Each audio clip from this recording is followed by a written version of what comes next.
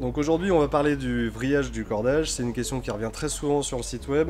Les gens s'inquiètent parfois de voir beaucoup de vrillage sur certains cordages, drisses mouflées ou palans en tout genre. On voit bien ici, en regardant les croisements des fuseaux qui sont parallèles à l'axe du cordage, que si je rajoute du vrillage, ce croisement des fuseaux fait le tour du cordage. Là on voit bien si je donne du vrillage au cordage, que la moitié des fuseaux est molle et l'autre moitié est tendue.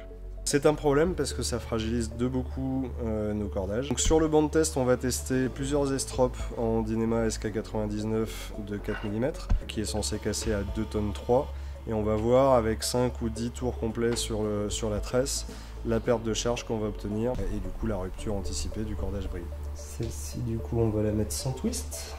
On va commencer à se mettre en charge. Là c'est cassé hein. Le Dyneema est encore chaud.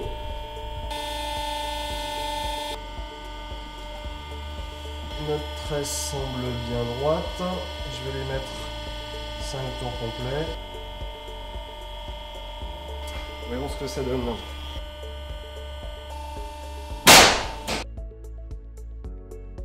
On passe de 2 tonnes 3 à 1 tonne 82. On voit bien qu'on a perdu une grande partie de la résistance à la rupture de cette tresse. Donc un des cas les plus courants de vrillage qu'on rencontre sur les bateaux de nos clients, ce sont les drisses mouflées. Où effectivement, au moment de l'installation, il est assez facile de laisser la glaine sur le pont et puis simplement installer sa drisse de GV ou de Genac et du coup de se retrouver avec beaucoup de tours dans la drisse qui la fragilise. Moi ce que je conseille souvent c'est de passer la drisse dans le mât, la laisser tomber le long du mât jusqu'en bas de manière à être sûr qu'il n'y a aucun vrillage dans la drisse et puis simplement après aller refrapper le point fixe en haut du mât.